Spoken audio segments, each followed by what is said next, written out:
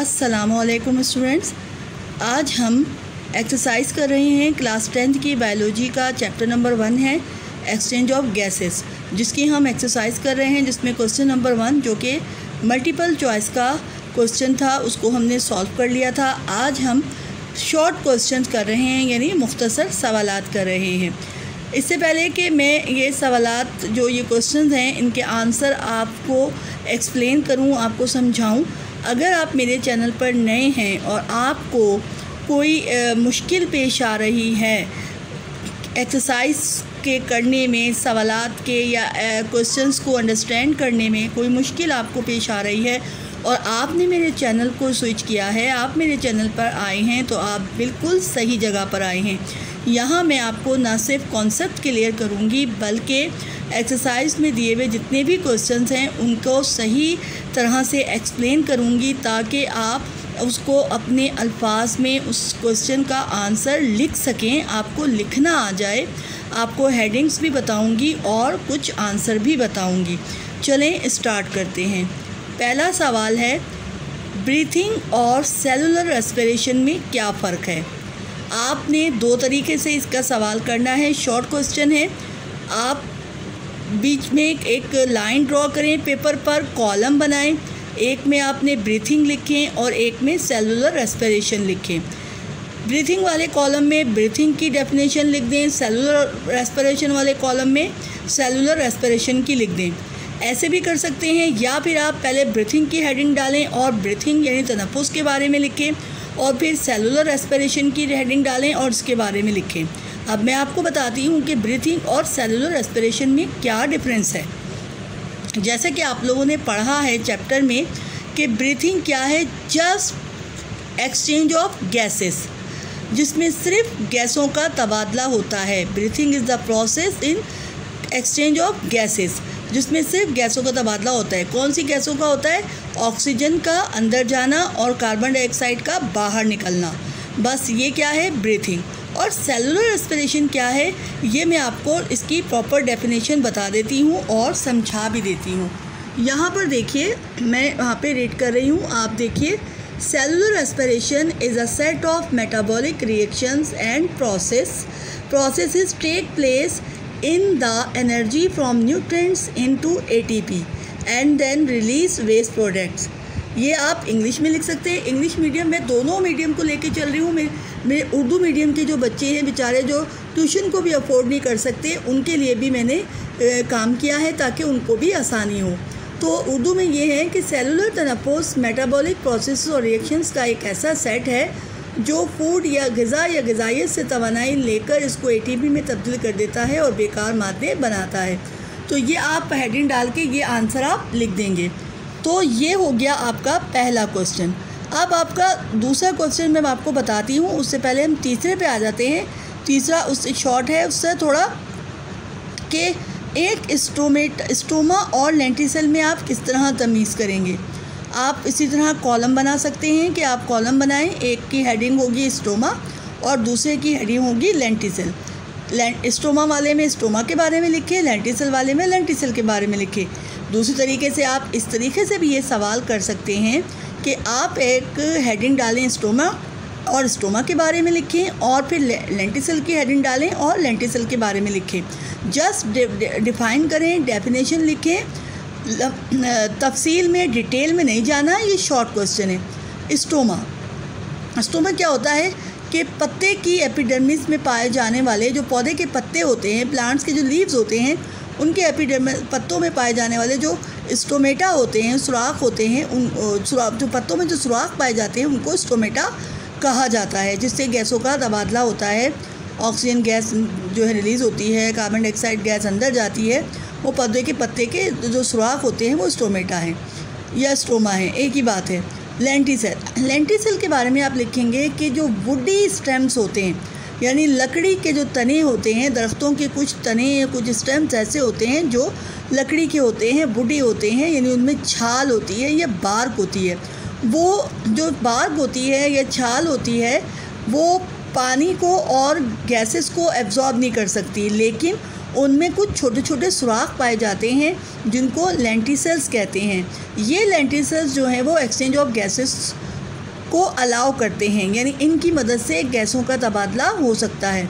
फिर बता रही हूँ कि स्टोमेटा पत्ते में पाए जाने वाले छोटे छोटे सुराख होते हैं और लेंटिसेल क्या होते हैं, वो सुराख होते हैं जो वुडी स्टेम्स में या रूट्स में भी पाए जाते हैं। कुछ जो जड़ें जो होती हैं बिल्कुल अपनी एज को पहुंच जाती हैं, जो जड़ें जो बहुत पुरानी जड़ें आपने किसी पौधे के किसी दरख्त में देखी होंगी, तो वो जो रूट्स होती हैं और जो वुडी बार्क होता है, लकड़ी का छाल होती है, उसमें जो छोटे छोटे सुराख पाए जाते हैं उनको लेंटिसेल कहा जाता है।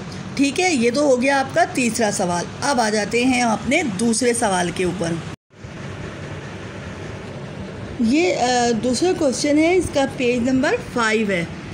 ये पेज नंबर 5 है। पेज नंबर 5 से मैं आपको बता रहा हूँ, मेरे पास उर्दू की बुक है, आपके पास इंग्लिश की होगी। आप इंग्लिश की बुक से इसको टैली करेंगे, इंग्लिश की बुक से टैली करेंगे। मैं उर्दू की बुक से आपको बता रही हूँ। सिर्फ कॉन्सेप्ट क्लियर होना चाहिए, लैंग्वेजेस से कोई इतना फ़र्क नहीं पड़ता, कॉन्सेप्ट होना चाहिए आपके पास। तो ये एयर पैसेज वे, हवा का रास्ता। अब हवा का रास्ता क्या होगा कि आप लिखेंगे कि हवा का रास्ता जो है वो मुंतज़िल हिस्सों पर मुश्तमिल होता है, जिनमें आप पूरा नंबर 1, 2, 3, 4, 5, 6 जितने भी हैं जो मैं आपको बता रही हूँ, पहले आप वो नंबर डाल के पूरी उनकी लिस्ट करेंगे। आप उनकी लिस्ट बनाएंगे जिस तरह की होती है। पहला है आपका नेज़ल कैविटी, आप इसकी डेफिनेशन भी लिखेंगे। मैं आपको ये रिकमेंड कर रही हूँ कि आप इनकी डेफिनेशन भी लिखें। अगर लॉन्ग में आता है तो ये आपके लिए अच्छा है, और अगर एक एक पार्ट पूछते हैं तब भी आपके लिए अच्छा है। तो यहाँ से आप शुरू करेंगे, नाक के अंदर खाली जगह नेज़ल कैविटी से लेकर, तो आपका जो नेज़ल कैविटी का पोर्शन है वो यहाँ पर ख़त्म हो जाएगा इस वाले पैराग्राफ पे, जो ये पैराग्राफ ख़त्म हो रहा है। उसके बाद नंबर 2 जो आपके पास हवा के रास्ते का जो एयर वे पैसेज आते हैं, पैसेज वे है, उसमें फेरिंग्स है। अब फेरिंग्स में आप दूसरे पैराग्राफ से शुरू करेंगे, नेज़ल कैविटी से लेकर आप शुरू करेंगे यहाँ से, और ये पूरा पैराग्राफ आ जाएगा, ये होगा फेरिंग्स। पहला रास्ता क्या हो जाएगा, नेज़ल कैविटी। दूसरा क्या आपकी हेडिंग होगी, फेरिंग्स। पहले तो आप लिस्ट बनाएंगे 1, 2, 3, 4, 5, 6, 7 करके पूरी लिस्ट बनाएंगे। पहले क्या है, नेज़ल कैविटी, दूसरा फेरिंग्स। फेरिंग्स के बाद आप नीचे आए, यहाँ आएगा लैरिंग्स। तीसरा लैरिंग्स होगा। लैरिंग्स यहाँ से शुरू करेंगे आप, और पूरा ये आपका जो पूरा है ये क्या है, ये लैरिंग्स है।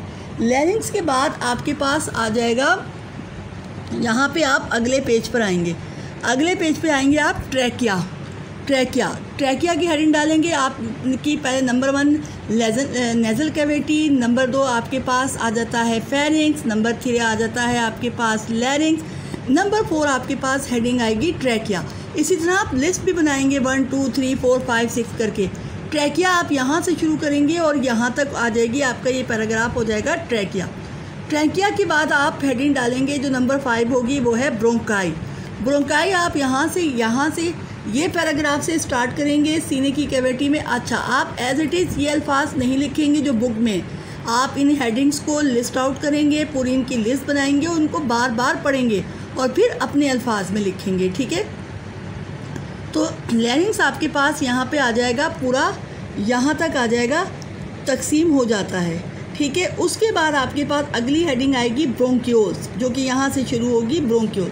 फिर ये फेफड़ों में ब्रोंकाई तकसीम दर तकसीम होकर से लेकर ये ब्रोंकियल हो जाएगी, और ब्रोंकियल आपके पास आ जाएगा यहाँ तक, ये जो है ख़त्म हो जाता है तक। उसके बाद आपकी हेडिंग आएगी एल्वोलाई, जो कि लास्ट होगी।